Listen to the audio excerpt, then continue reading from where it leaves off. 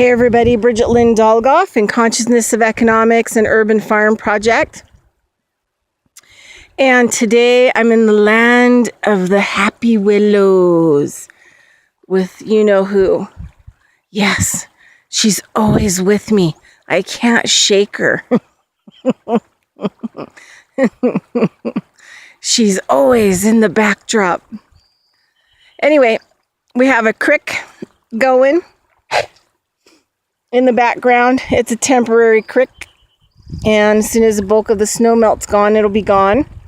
It's coming down off the mountains up there, the Sierra Nevadas, and way up there is where all the ski resorts, not far from there, but we're down here in the desert, and so we have a little utopia.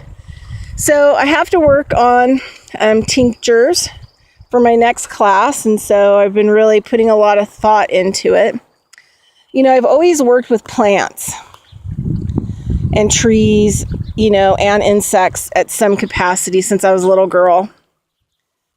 And I was raised kind of like hillbilly mountain folk with bare feet and nappy hair up in the mountains above Yosemite, Shaver Lake, and up into Piedra, and also raised in a lot of the mountain areas here in Nevada, northern Nevada. So I've always kind of had a relationship with plants. I've always used plants for certain kind of medicines.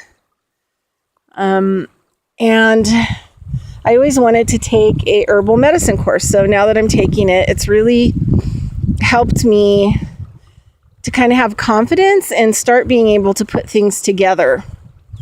Because I had some gaps. I had some information, knowledge gaps that made me feel nervous about certain things dealing with plants. And a lot of the times I've used plants to help environment or to do backyard food productions, or, to heal soil for seasons. I've tested that, planting different, for garden areas and planting different plants to actually heal the soil. And, it's turned me into like a microbial mass, nut job. So today, my tinctures, during this, herbal medicine course that I'm taking program, I'm going to focus, like my salve was focused in on pain. I've got another salve I'm working on too. That's going to be more of a heating up kind of a thing, probably increased circulation and for inflammation and pain.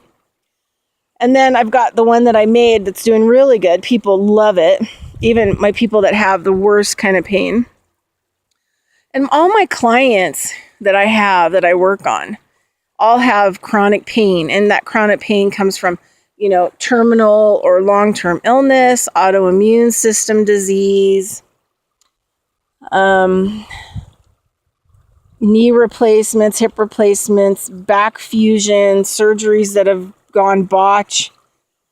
And a lot of the people that I work on, have been kind of left and abandoned, with like no more choices from the medical people. So I usually provide them a lot of things for pain and help them, with pain, other than, my hands-on treatments and energy work. But being able to make herbal medicines and like wildcraft them. So I really want to stay away from dried herbs that I could buy, and I really want to wildcraft my own medicines. And then, I've got another issue. And so, there's so many plants out there that deal with all kinds of different pain. Tomorrow I'm going to be collecting the mullein root. So that'll be an interesting day.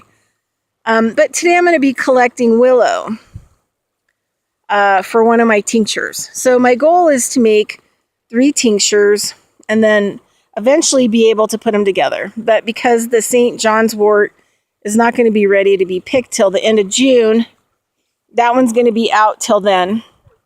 And then I'm going to do willow, and I'm going to do mullein root. And we'll talk about mullein root tomorrow, about what I've been learning. But for now, and for my tincture for school, it's going to be 50%, mullein root and 50% willow. And eventually that'll change when I'll have St. John's wort to add into it. And so I'm focused in on willow today because it's really good with inflammation and a natural pain reliever. And so I'm going to be collecting the willow today. So anyway, I just wanted to, when I was laying in bed and I was thinking about, okay, where am I? And I'm going to just try to stick to plants that are easy to find away from people, so they're not contaminated as much. And also where they're prolific, because I don't want to be stealing plants to experiment with them and make medicines where there aren't any, because the environment needs them. They grew there to help the environment. The birds need them, the animals need them, and the insects need them. So I've got a lot to kind of balance for my own psyche to make medicine so that I can make medicine in a good way. And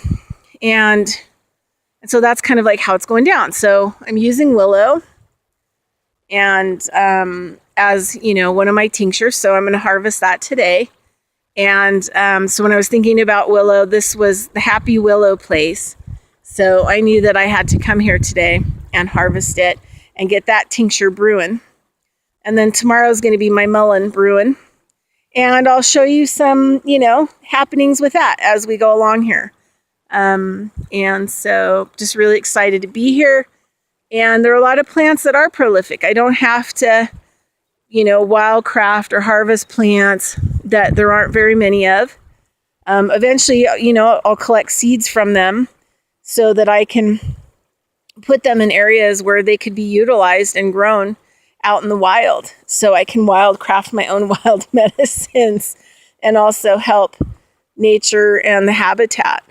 I can be like Johnny Appleseed, the wind carrying the seeds, right? But they'll be in my pocket and I'll be throwing them out. All right, so thanks so much for watching Caring Stones. That's my radio show. Sorry about that. Conscious of Economics, an urban farm project. And we're harvesting from Happy Willow land. And my dog, she loves grass. Grass is her favorite thing in the world, along with water. So we're in the ideal spot to make everybody happy and get my collection job done. All right, thanks so much. Bye-bye.